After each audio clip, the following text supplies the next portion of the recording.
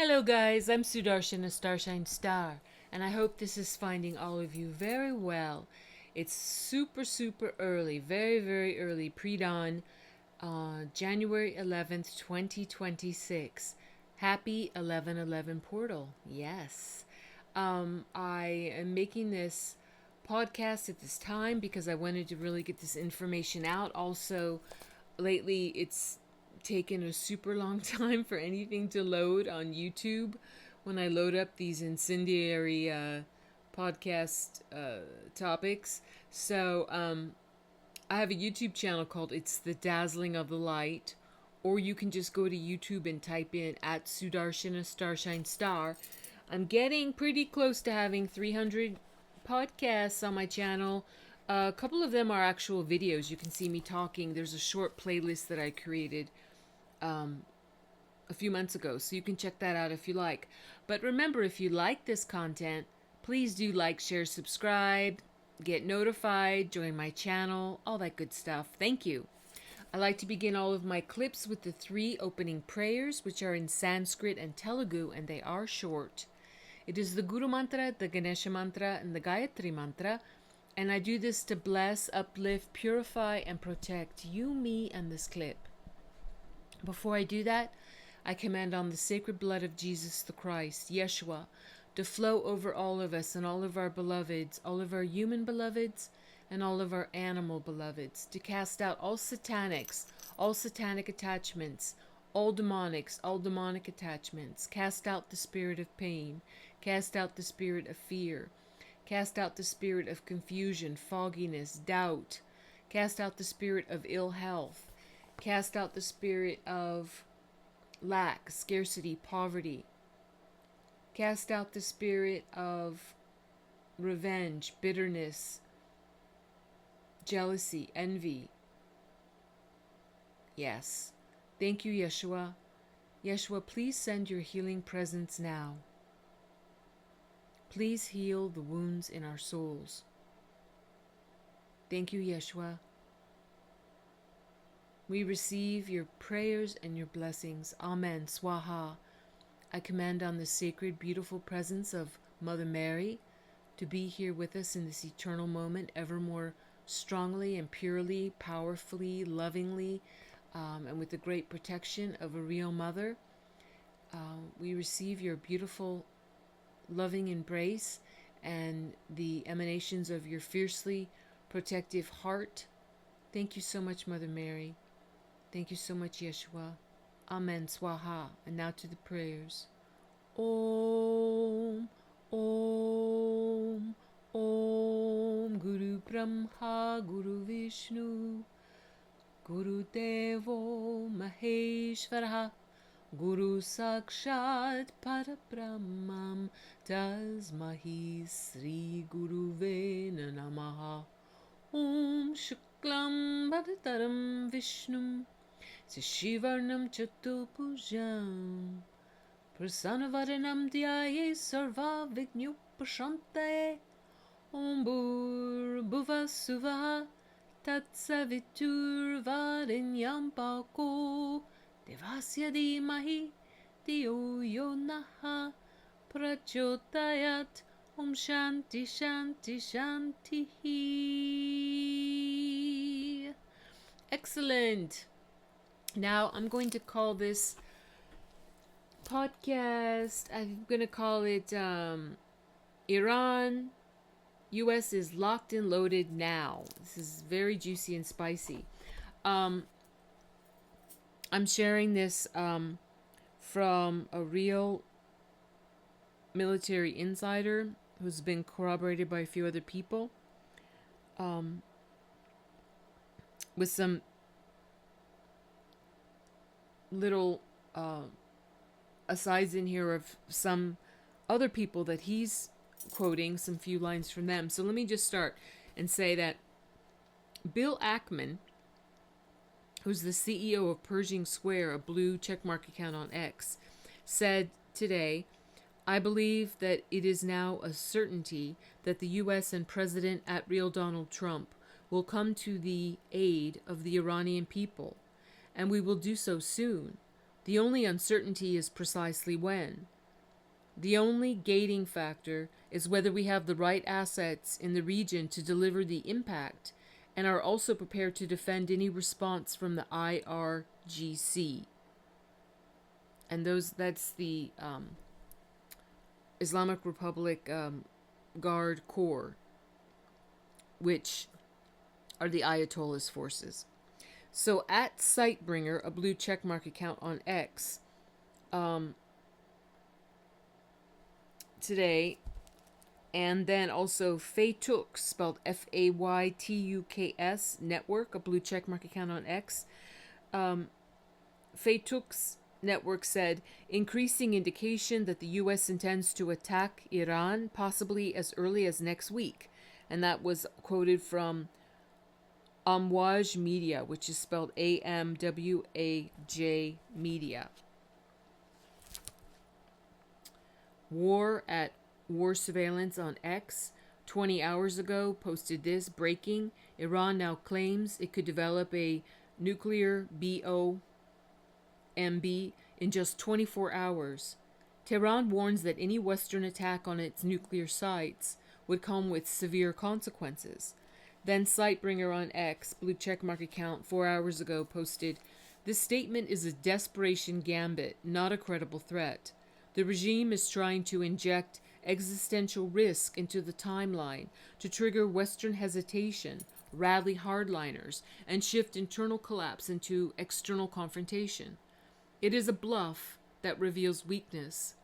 Nuclear capability is not a binary event. It is a spectrum of enrichment thresholds, weaponization tech, delivery systems, and credible test signaling. To claim full capability, quote, within 24 hours, end quote, is operationally incoherent. No state with true capability telegraphs it this way unless cornered. This is psychological warfare aimed at buying time and fogging collapse options. And fogging collapse optics. The timing is in the tell. On the day the military cracks widen, on the day royalty lineage resurfaces, on the day blackouts fail to suppress mass coordination, the regime reaches for nuclear signaling not as strength, but as myth disruption. It wants the world to flinch. It wants protesters to fear escalation. It wants the sovereign narrative to feel unsafe. But this move collapses its own mask. If they were truly secure, they would not need to say this. If they were truly capable, they would not announce it like a countdown. This is the scream of a structure trying to convert internal entropy into external leverage. It will fail. The sovereign arc is accelerating, bluffing nuclear ignition in the middle of regime disintegration only hardens the signal. The myth has broken. The state is spiraling, and the mask is falling. Then 14 hours ago, Sightbringer said, this leak is not a bluff. It is a final check before ignition. Here's the full structural read. Number 1, leaks like this are not informational.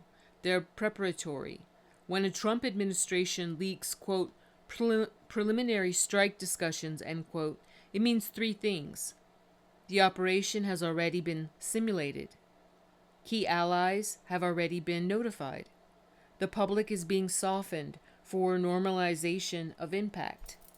There's no upside to floating an idea like this unless it is being actively considered at Tier 1 readiness. You don't trial balloon a strike on Iran unless your escalation ladder is already mapped and your intelligence windows are open. Number 2, aerial strike planning means they are not trying to occupy. They are trying to blind and paralyze. This is likely a decapitation level EMP equivalent. Drone field suppression, missile depot vaporization, command and control infrastructure blackout. Possibly targeted kinetic denial of IRGC leadership cells. It would not be a broad military campaign.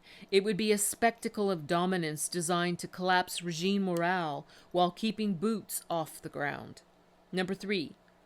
Timing is synchronized with emergent regime collapse signals. Protests have crossed the I am threshold. Excuse me. Protests have crossed the 1 million threshold. Every Iranian province is activated. U.S. intelligence appears to have penetrated radar infrastructure and command networks already, based on recent incident reports. Trump has framed the narrative in moral absolutes, freedom versus oppression. This sets the psychological ground for a surgical strike, to be seen globally as liberation, not war. Number 4, pattern match. Trump-era doctrine favors overmatch spectacle, not quagmire warfare. Soleimani was not a warning. It was a doctrine declaration. Excuse me, listeners. It's so late/early in the morning that it seems like my jaw and my mouth are not like coordinating together. Words I can easily pronounce. There's like I feel like I've been eating popsicles and my mouth is like frozen and I can't pronounce them. But let me soldier on. Okay, Soleimani was not a warning. It was a doctrine declaration. Minimize American casualties. Maximize American casualties. Maximize enemy paralysis. Use speed, surprise, and tech shock to disable response. This exact pattern is being replayed now, but with a higher payload and a larger broadcast intent. Number 5. What this really signals. Intelligence dominance has reached a threshold. They are now seeing openings. Global timing is aligned. Israel is unbound. China is distracted. Russia is overlevered. Europe is quiet. BRICS is fragmented. Internal U.S. consensus has quietly coalesced. The military, intelligence, and executive arms are no longer misaligned. If these discussions have leaked, it means the option is live. And if the option is live, ignition is on the table. Watch for air corridor preparation, carrier repositioning, and cyber pre-cuts. Because if Trump chooses this moment, he won't wait. He will strike, clean and fast, and he will not ask for permission. And then from Feituk's network, breaking, Trump administrations have had preliminary discussions on how to carry out an attack on Iran to follow through on Trump's threats. One option being discussed is a large-scale aerial strike on multiple Iranian military targets. And Feituk's network was also quoting that from the Wall Street Journal. Sightbringer on X said 9 hours ago, "This is logistics before ignition. C-17As are strategic airlifters. They don't lead the strike. They deliver the strike's shadow. Pallets of munitions, electronic warfare systems, mobile command nodes or rapid deployment units pre-positioned for kinetic continuity. They are not symbolic. They are surgical infrastructure. You don't burn jet fuel for optics at this stage. You stage when the trigger is already coded.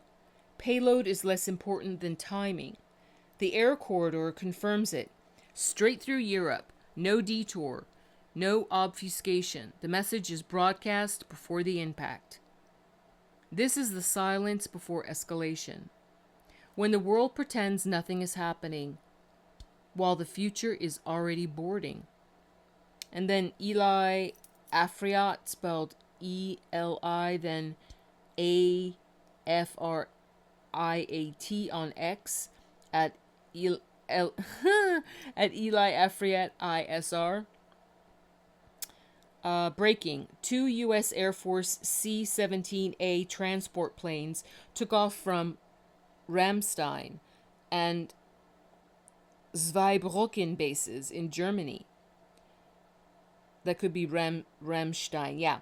Okay, let me read that again. 2 U.S. Air Force C-17A transport planes took off from Ramstein and Zweibrücken bases in Germany and are now on their way to the Middle East. And then Sightbringer on X 9 hours ago posted, a B-52 in the skies over Iraq is structural. That platform is not a reconnaissance bird or a flyover message. It is a long-range strategic bomber designed for one thing: overwhelming kinetic delivery. You do not fly a B-52 casually into a live theater, unless escalation is not only priced in, but already authorized on some level. Its presence tells you three things. Number one, the ladder has already been climbed. This is not preparation. This is posture just before deployment. Number two, the U.S. wants the entire region to see it. This is visible deterrence or visible prelude, depending on the next 48 hours.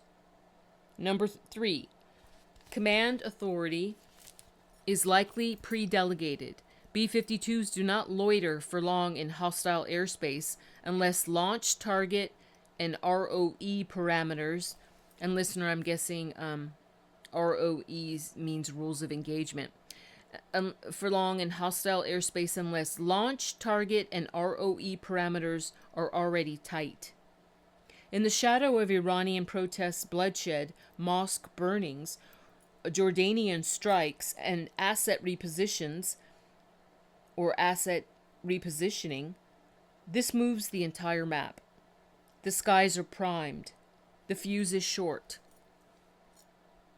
Then Eli Afriat on X posted, breaking, a US B-52 was spotted in the skies of Iraq. Source Amir Tasfarfati, which is spelled Amir, last name Tsarfati. And then Sightbringer on X 4 hours ago posted this. The scale, coordination, and tactics imply networked command. Fire as concealment. Roadblocks as tactical disruption. Snipers denied line of sight. The population is actively degrading regime force projection in one of its largest cities. Mashhad is a symbolic and logistical choke point. If a second-tier city can be locked down for multiple nights with over 100,000 people holding ground, then the regime's monopoly on organized violence is breaking. Control is no longer assumed. It must be reasserted manually. Every hour that passes without suppression deepens the inversion. The regime becomes the reactionary force, the protesters the initiators. This is what regime collapse looks like in Phase 2.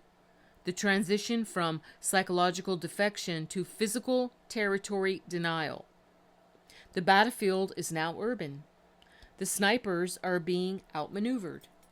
The crowd isn't fleeing, they're learning. Fast. If the firewalls fall in Mashhad, the center loses the ability to project fear. And once fear breaks, the regime fractures from the edge inward. The countdown has already started.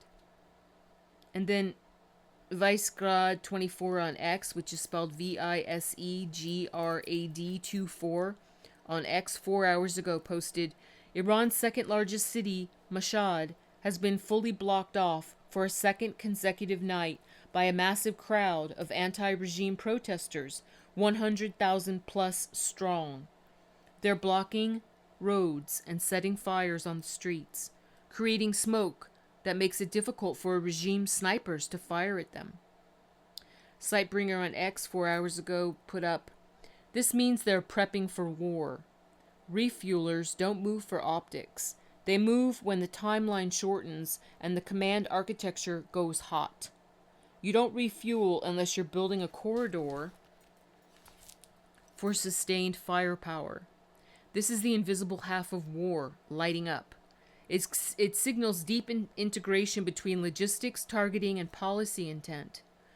You don't route tankers unless the strike envelope is real and imminent. Fighters can posture without fuel. Strikes can't. This also implies the war planners believe airspace dominance is achievable. KC-135s are soft targets. You only expose them when you trust that you've already mapped the adversary's missile range, radar coverage, and response time. Or you've decided the first blow will blind them fast enough so that it won't matter. This isn't saber rattling. It's blood clockwork starting to turn. And then Sightbringer on X posted 8 hours ago. Deploying the army increases the possibility. Deploying the army increases the probability of regime collapse. Here's why, with full structural clarity. Once the army is deployed, the regime has admitted that its civil control mechanisms, police, propaganda, surveillance, censorships, have failed. This is an admission of terminal weakness, not strength. Every day the army is in the streets, the risk of defection, refusal to fire, or internal mutiny arises. Armies are trained to fight external enemies, not massacre fellow citizens on home soil. History shows this phase cracks regimes from the inside. Visibility of force equals loss of legitimacy. A regime using tanks against its unarmed citizens is broadcasting its own moral and political bankruptcy to the world and to its own population. That kind of regime can no longer claim authority, only domination. The social contract is broken. The people no longer recognize the regime's rule as lawful. And once that belief collapses, repression accelerated resistance. That doesn't sound right. And once that belief collapses, repression accelerates resistance. Every protester unalived creates 10 more. This is the ignition point of reflexive revolt. Calling in the army is a sign of late-stage regime fragility, not strength. And then I just want to add here, listener, though, because just reading those words, and I'm American and looking at what's, popping off and going along in my country, the difference is that this is happening, but I'm sure you know this. I mean, it's so simplistic, but nowadays, common sense, I can't assume it. It seems to be so thin on the ground in areas and places and in people that one would assume that common sense was indeed common instead of uncommon. But Iran's people have been suffering greatly since the Ayatollahs took over. And, it's been so many decades of living under a terrible, terrible regime. And we, the people of Iran, are the ones that are rebelling because their money's so devalued now. They're starving in the streets. Things are just falling apart. And that's it. They've had it. So they want the son of the deposed Shah. They want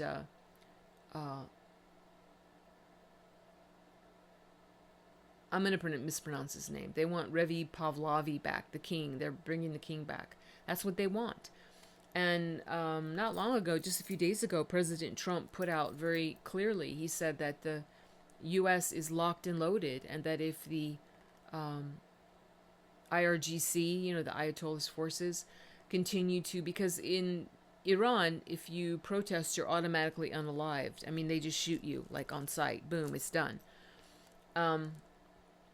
They'll just mow everyone down and do much worse things in their taking you into their cells and torturing and all the stuff that they do. So, also President Trump made it pretty clear, or via Marco Rubio, Secretary of State, now I have to say yesterday because it's January 11th, but Friday, yesterday, January 10th, put out a very clear statement that the U.S. Government stands with and supports the people of Iran. So we, the people of Iran, have the United States backing to dissolve this terrible, satanic, evil, horrible, corrupt Ayatollah regime, and thereby the core that's supported it, the IRGC. And that's quite different because I know some people hearing this might say, well, then what are you talking about with protesters in America and stuff like that, blah, blah, blah. What we have going on here is some very deluded and really crazy people that are that hate their own country, that hate America if they're American, or foreigners that and invaders that hate America even though they want to live here and get all the benefits of it, but they hate it. They are pretty deranged. And protests are very legal here in the United States of America, peaceful protests, and that doesn't mean ramming ICE agents with cars and trying to unalive them. That's not protesting. That's attempted murder with a deadly weapon. So I'm just cutting to the chase here. Anyone that might say that, oh, this is the same thing, no, it's completely not. And it's really the rising of we the people across the earth realm. We've been really suppressed and in different ratios by a very crazy satanic cabal that I call the controllers, and have spoken about a lot on my YouTube channel with the Controller series, the Real Will series, and I'm sure most of you listening know what that's about. So let me just get to the end of this. Reading that Sightbringer's doing says, then from the Spectator Index, a blue checkmark account on X, just put up, Iran's army has vowed to join the crackdown on protesters, according to Wall Street Journal report, after only the police and paramilitary security forces have been involved up until this point. And then Sightbringer on X 2 hours ago posted, this is the regime's final layer of deterrence logic being made explicit. It's a reflexive escalation bluff. When the Speaker of Parliament publicly states that any U.S. strike will trigger retaliation against both Israel and American bases across the region, several structural truths are revealed. Number one, deterrence signaling has peaked. This is not for domestic Iranian ears. This is aimed at U.S. decision makers. It attempts to freeze the decision matrix by linking any kinetic action to broader regional war. It reflects belief that escalation is now plausible, enough that messaging must move from implicit threat to overt framing. Number two, regime no longer hiding behind plausible deniability. The IRGC usually proxies retaliation through Hezbollah, Houthis, or Shia militias. A direct parliamentary-level statement of state-to-state retaliation means they are shedding masks. That means desperation is high. Strategic ambiguity has collapsed. Number three, they expect imminent U.S. action. This statement was not proactive. It's reactive. To real war, gaming leaks, military movement, old permissioning narratives in U.S. media. The regime sees it. They are front-loading the consequences to delay the decision. Number four, retaliation scope is now baked in. If the U.S. strikes, the regime must now act, or its deterrence aura shatters.